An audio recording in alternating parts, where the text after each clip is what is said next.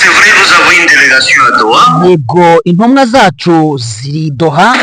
Nous l'avons assumé officiellement. Twabitangaje ku mugaragaro. La délégation est là. Intumwa zacu zamaze kuhagera Pour discuter, nous avons dit. kugira ngo haganirwe. Twavuze ko C'est pour discuter uniquement ni ukuganira gusa des mécanismes de cessez-le-feu ku bijyanye n'ihagarikwa ry'imirwano et des mécanismes de libération des prisonniers. no kuganira ukuntu imfungwa zishobora gufungurwa. Point très. Nta kindi n'ibyo gusa. Lorsque nous finirons cette étape-là, Hanyuma ibyo ngibyo byaba birangiye, nous pourrons passer à autre chose. twahita wenda tujya tuganira ku bindi. Et nous avons tenu à spécifier dans le mandat Kandi twagerageje kuvuga ibyanya byo que nous avons donné à nos délégations twabwiye abaduhagarariye bagomba kugenderaho byonyine. qui est constitué de 2 personnes. Nous l'avons Ni abantu babiri gusa bagiyeyo. réduite à 2 personnes Murabizi ko bari benshi ariko noneho hagiyeyo babiri gusa, parce que nous pensions que ces questions-là qui étaient plus techniques kuko twatekerezaga ko ibyo ngibyo ari byo bintu by'ingenzi, ou politiques ne nécessitaient pas ntabwo byasabaga un groupe de 4, 5, 6 benshi abagera muri 4 cyangwa 5 personnes comme nous avons l'habitude de faire. nk'uko bajya bagenda. Nous l'avons réduite Barabagabanyije dans leur mandat kandi twanditse mu byabajyanye ko que leur mandat ne concerne que cette phase technique bavuze ko ibibajyanye ari ibyo ngibyo byonyine, ni nabyo byanditswe mu mpapuro z'abajya, de discuter sur les mécanismes kugira ngo baganire ku bijyanye n'ihagarikwa de cessez-le-feu ihagarikwa ry'imirwano de libération des prisonniers. ndetse no guhita barekura imfungwa zacu zifunzwe. Donc nous avons été précis à ce stade. Ni ukuvuga ngo niyo ntumbero yonyine y'abajyanye, Et que donc personne ne les prendra en otage là-bas.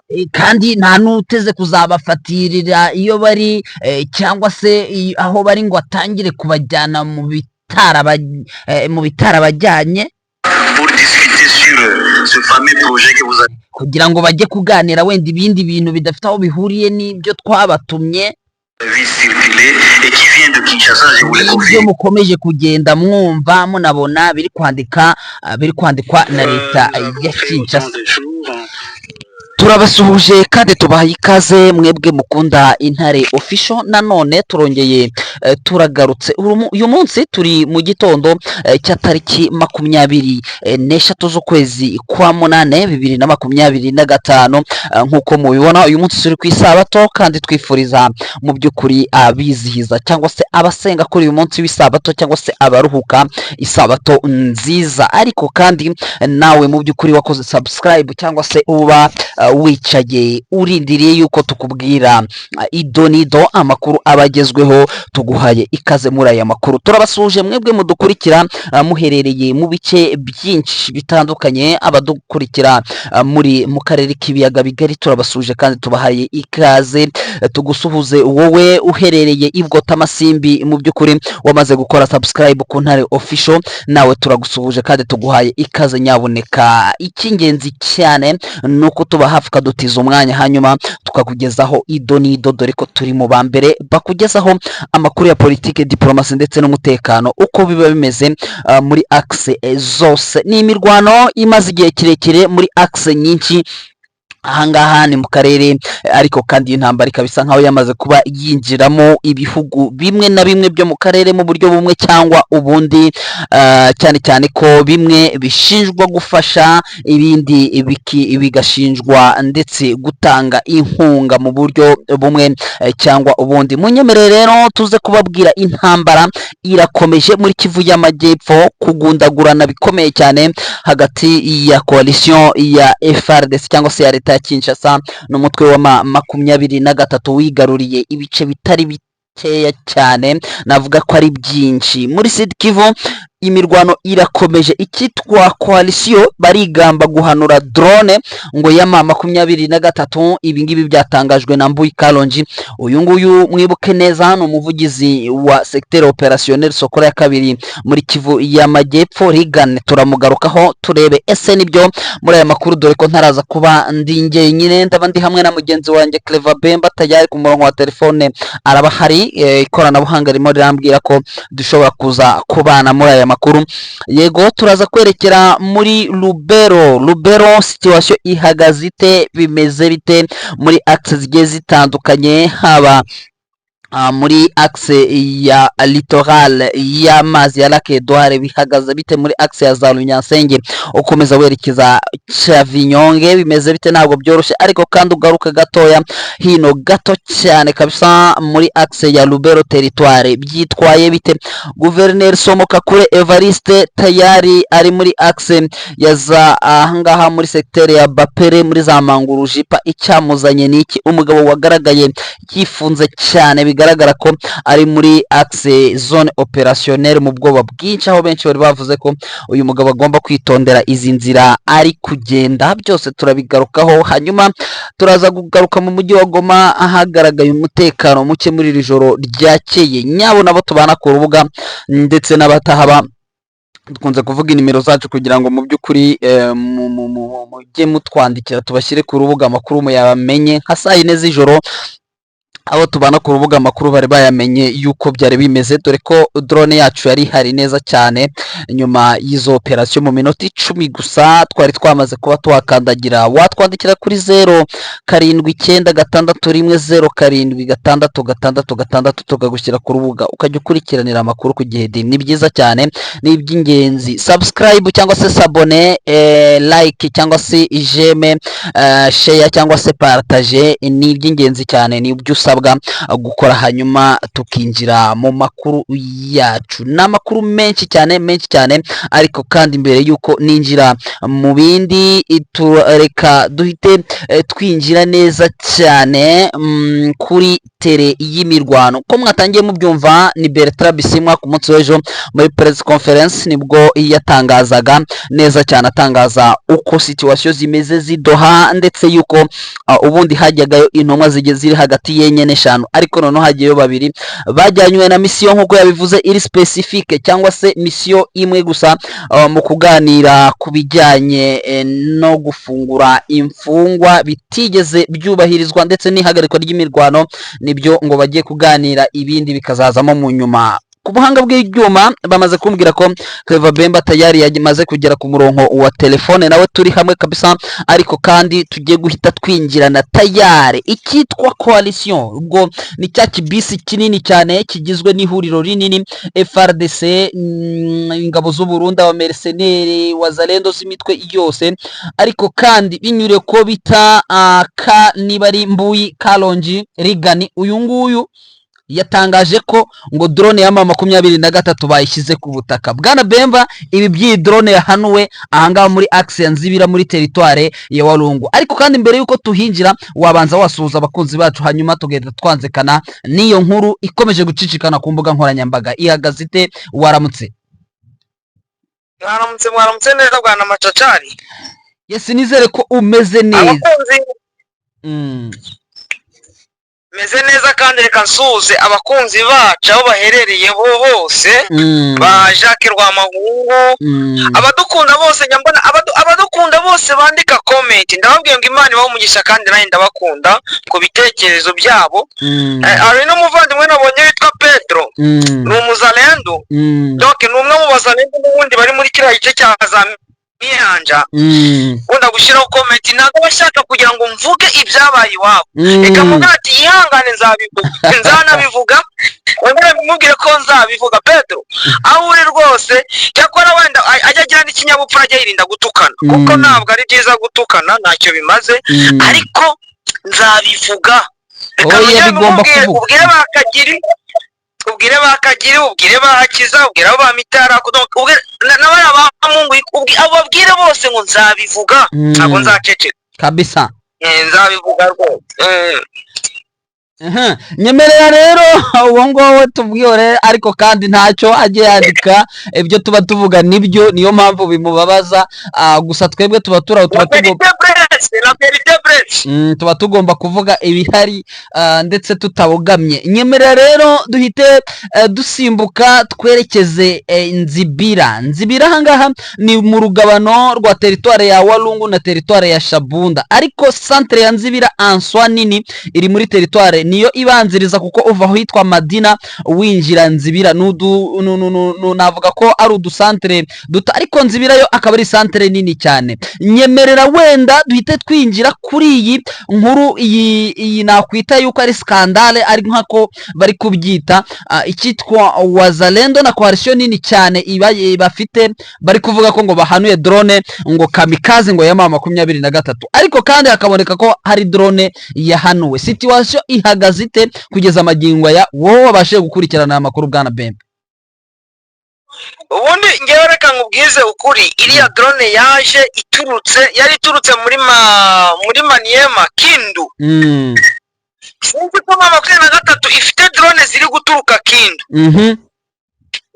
sinzi ibyo bintu, sinzi ko byaba bigize, byashoboka bite, ariko drone yaturutse Kindu iraziza kubombarda. amakuru avuga ko iriya drone ahubwo yarashwe nabo muri Twirwaneho, kuko hari ibikoresho byoherejwe hari ababyoherereza byo kwanura amadrone birahoherezwa n'ubundi.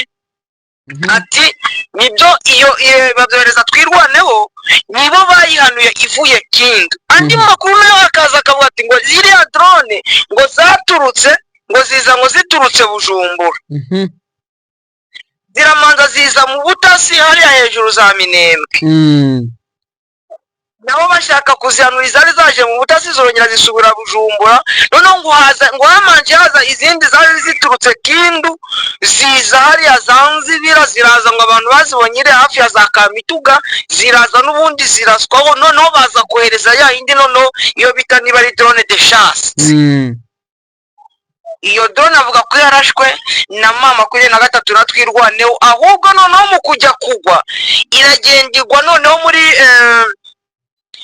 regiment muri 33e 09 regiment ya infantry, abariyo ibagwamo, urumva ahandi bayihanura uko kiragenda kigwa mu regiment yabo muri FARDC.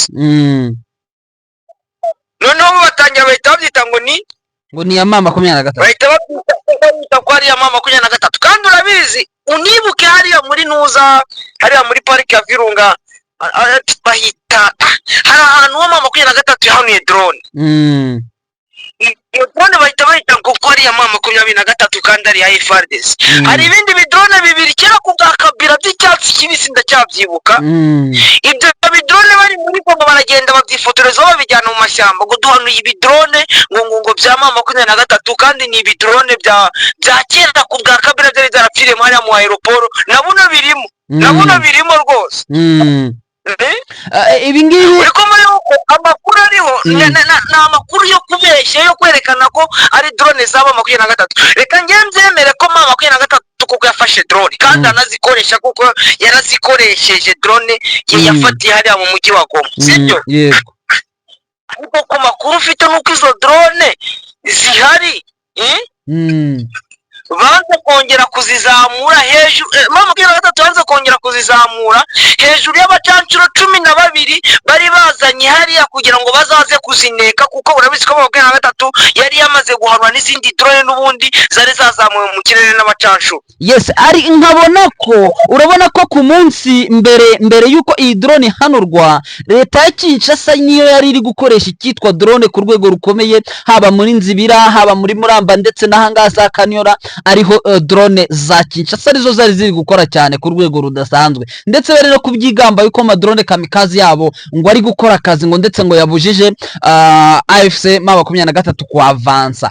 ese M23 yaba yo yazamuye drone ite kandi aribo bari kuzizamura umusubirizo? kandi none n'igisekeje ukabona ko wagerageza wajya kubona bari bateruye kiriya kidrone ari ahantu hari abaturage, urabona ko ari Wazalendo bafite ubushobozi bwo kurasa drone bwana Bembe. ntabwo bafite Ntabwo icyo ndi kukubwira cyo ahubwo nibyo uko banabivuze bazamuye drone koko bamaze kuzizamura drone FRDC mama 23 irihisha kose ngiye mubwiza ukuri irihisha nawe ubonye drone ko imaze kuzamuka ntabwo wakomeza kwiyerekana noneho avansima za mama 23 zirahagarara zimaze guhagarara none mama 23 ikintu yakoze ikintu cyo ngo reka ziriya drone tumande twayigwisha donc abo baravuze ati mwishe nanjye umusirikare wongera kuboneka ahubwo tumande twayigiriya drone tumara kuyihanura niho turongera kwavansa none se muri iki gitondo ntabwo bavyutse bavansa n'ubundi none se icyo bari gutinya bamaze kukigwisha sinzi rero abaregora bizi mu ntambara habamo strategie mécanique na tactique na technique ubwo bintu uko ari bino strategie technique mécanique na tactique ibyo bintu nuko hariho kimwe kinaza ugasanga kiraza kibeshya sibyo uzarebe nk'abazanira ndu buri munsi bahora bari kwandika bari kwati ngo abaturage baguma ngo 19 nako babukavu ngo 19 ntihagire ujya hanze iyo no twavuga ko nk'uri nka mekanike nka sinzi uko twabyita nka ideology yabo kugira ngo bababwire abaturage kugira ngo berekane ko bari by'ibipropaganda ibintu by'ibitract abaturage batumwe ko ngo nyamara ngo wasanga bari hafi hari abaturage 19 baba batari hanze hariya muri Bukavu bitewe n'ibyo baba basomye ku mbuga nkoranyambaga.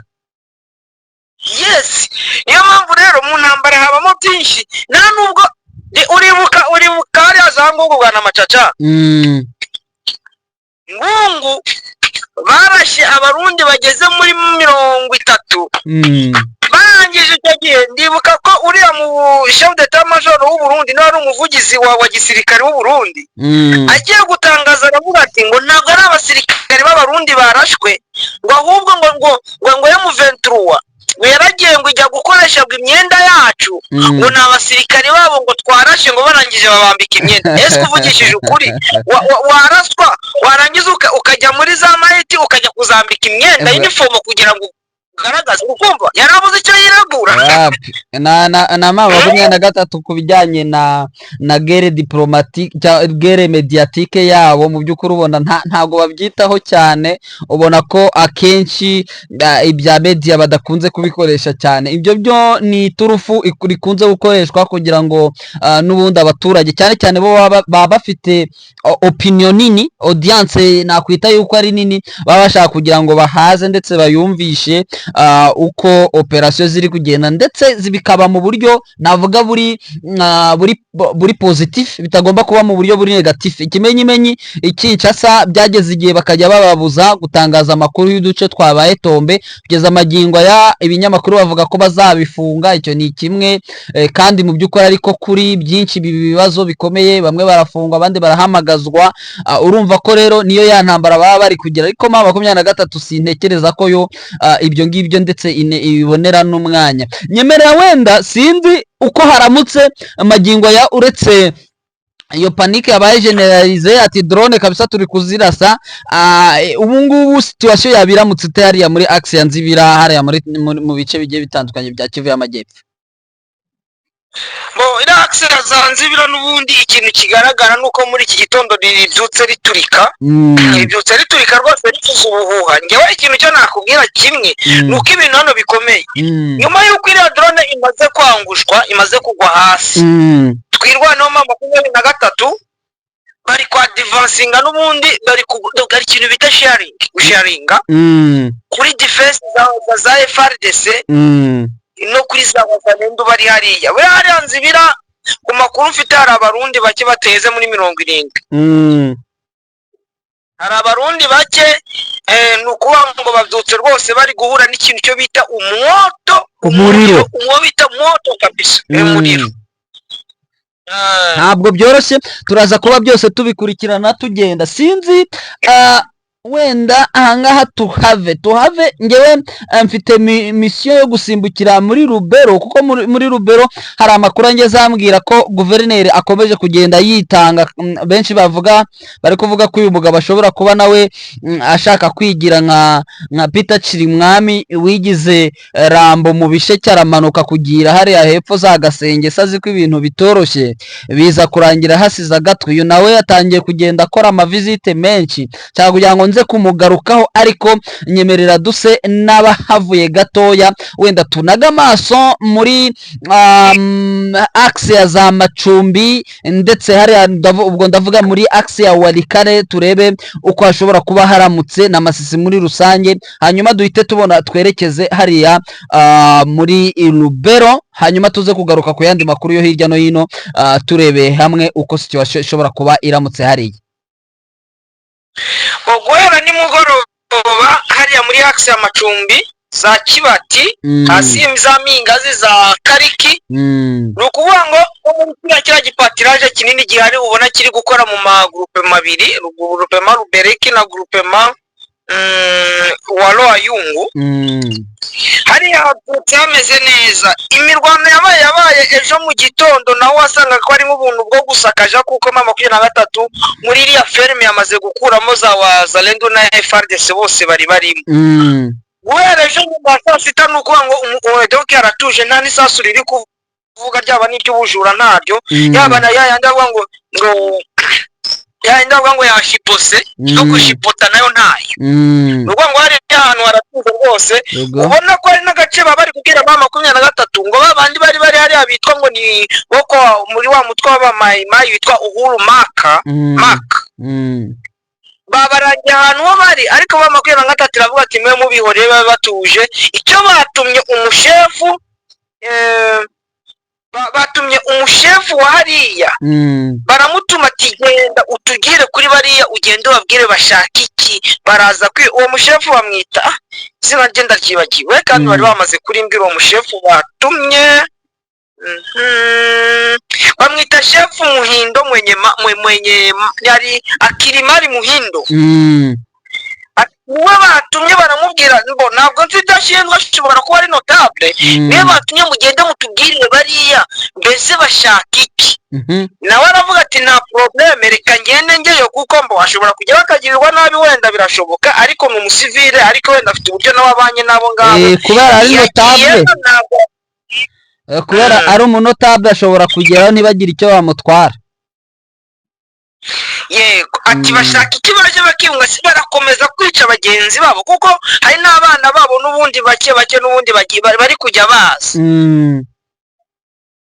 Yego, nuko ngo hariya ho hameze neza rwose, ahubwo wenda urabona ko ari muri Walikare, wenda nagira icyo mvuga hariya kuri Pinga, wenda niyo nagira icyo nayivugaho. Yego, Pinga tuyigarukeho nayo, hari haciye kabiri tutayigarukaho, iri aho ngaho ityo.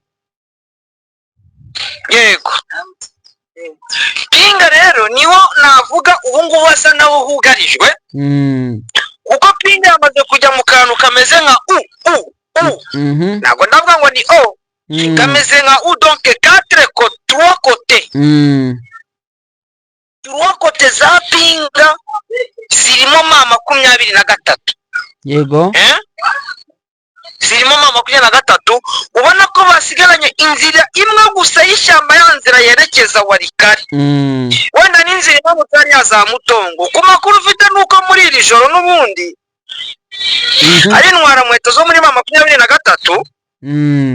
Uranyumva? Ndakumva neza. Intwara muheto zo muri mama 23 zaje n'ubundi zongera kudeployinga hafi mu nkengero za Pinga.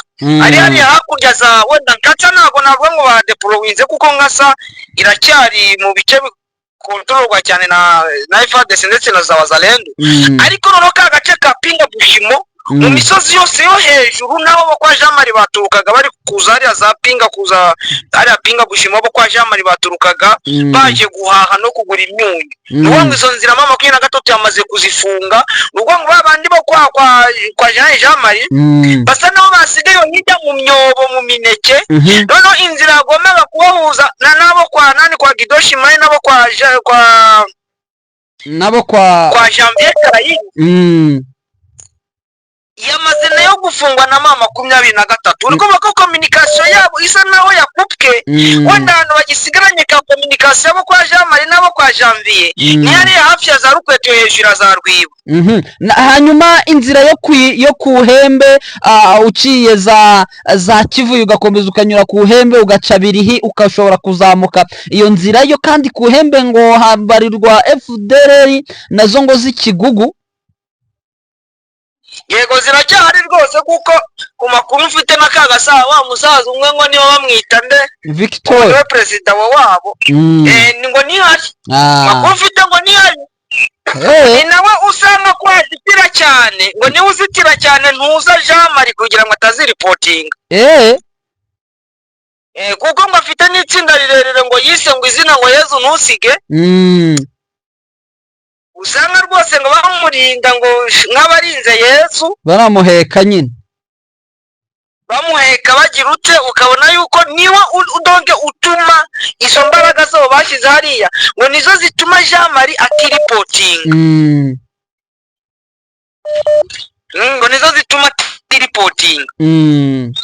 Yes, sawa rero wenda reka hano ipinga duse wenda nabasa nkaho dusa nk'abagiye nko ku ruhande mo gato nyemerera duse wenda n'abanyarukiye muri territoire n'ubundi ya Rubero hariya Manguru Jipa umugabo bita Kakule Somo Evariste. Uyu mugabo niwe narindi kugarukaho mu kanya ndavuga ni uyu Kakule Somo Evariste uyu mugabo nawe utari kuvugwaho rumwe wamukomojeho mu makuru yacu ya nimugoroba ariko kandi ntago twigeze tugaruka ku nkuru ye idasanzwe. Uyu mugabo Somoka kuri Evariste yerekeje Manguru Jipa muri secteur ya Bapere aherutse kwicwa abantu batari bakeya ahangaha akaba ari mu majyaruguru ashyira uburengerazuba bwa territoire ya Rubero. Uyu mugabo amakuru ahari ngo nuko ngo yagiye kwifatanya n'abaturage bo muri aka gace bahuye n'ibi bibazo. Ikindi akavuga ko ngo agiye ngo icyamujyanye ngo ari ukuganira n'abaturage kugira ngo abaturage bahakomeze kubaho kwizerana hagati y'ingabo za FARDC. Bazabizera batese bari gufatanya n'imitwe yitwaje intwaro bakaza bakabica abantu bangana batyo babagirira icyo kizere. Uyu mugabo bwana Bemba ku munsi w'ejo wakomoje yuko ngo Kiliziya Gatolika ikomeje nayo ngo kubucanaho umuriro ngo ivuga ko imiyoborere yabo ya etat de siège mu by'ukuri ngo idakenewe. Nibyo usanga ko ari Eglise Catholique cyane barabiha Imana b'abapadiri no bavuga bati ntago dukeneye etat de siège kuko imaze kutuzambya ati twasubiye inyuma mu bijyanye n'iterambere ndetse etat de siège ituma n'umutekano none ugenda urabura burundu ati nituyishaka. Noneho urareba reka manza nakubwira ikintu kimwe urabizi cyane cyane muri Kongo wenda niho navuga kuko niho tunazi cyane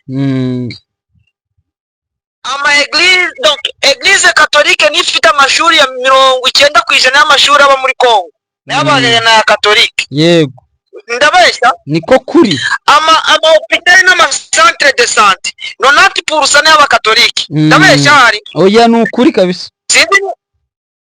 Bo bavuze ko guhera kuri hôpital guhera ku mashuri primaire secondaire maternelle université ziri muri Ituri centre de santé poste de santé pharmacie igikorwa cyose cantine boutique yose ya Eglise Catholique muri Ituri irahagarara nibongere gufonctiona mu gihe cyose etat de siège batari bayikura muri Ituri. Ukumva ko ni ikibazo gikomeye birumvikana kabisa ari ikibazo gikomeye cyane. Abantu urukumva ko bavuze ngo bafunza mu hôpital yose na centre de santé n'ibikiza bikomeye. Uriya mugabo rero Somoka kure nkuko ari ubivuze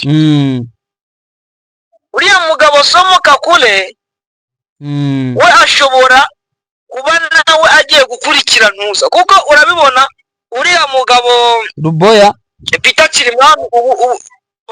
Chirimwami yego Peter Chirimwami yarahunze aragenda yigira Beni yari amaze kumenya ko ngo migiye kuba Tombe agezeho baramwati ngo garuka aragaruka ageze Goma baramubwira ati jya imbere ageze imbere arapfa. Urene kumwohereza ngo nagende hariya ngo agende ngo ajye imbere. Je vous dis la vérité ntabwo ari ubuhoro ahubwo Evariste nawe ashobora kuba agiye gukurikira uwasimbuye Yes, nuko nguko. Hanyuma wenda turi mu gusoza bwana Bemba, amakuru atugeraho akatubwira ko igitero cyazindutse kigabwa mu nkengero za santere ya Minembwe cyasubijwe inyuma. Byinshi kuri iki gitero cyazindutse kihagabwa ngo ntago cyari cyoroshye, turaza kuba wenda tubigarukaho mu buryo burambuye, dore ko ndetse amakuru atugera tubwira ko ngo kitari cyoroshye, ariko aba abasore baba barimo barwana ku rwego rudasanzwe, kuko ngo mu by'ukuri ngo ni igitero ngo cyagabwe Gahwera. Urareba Gahwera ni hafi, ngo hari saa 12 z'uru rukerera rw'uyu munsi kwa gatandatu cyangwa ku isabato tariki 26, ngo amakuru avuga ko ingabo za twirwanaho zahise zitabara ndetse zikabasubiza inyuma. Turabigarukaho ngo harimo FDLR zitari nkeya, niko amakuru akomeje kugenda atubwira. Hanyuma Kabila nawe ari gusabirwa, yasabiwe igihano cy'urupfu, ariko mwuka byaramwe ntago byoroshye. Intumwa za FCM 23 nkuko twabigarutse tubitangira ne ebyiri gusa ziri ahangaha Idoha, aho zigiye kuganira kuri iyo nkuru, iyo ngingo imwe gusa. Bwana Bemba, asezera ku bakunzi bacu, turashoje. Yego, reka amasezerano mbabwira ko kugira ngo bihaze tubashyire muri groupe y'Intare Official, batwandikira kuri nimero 0798 25 yego 88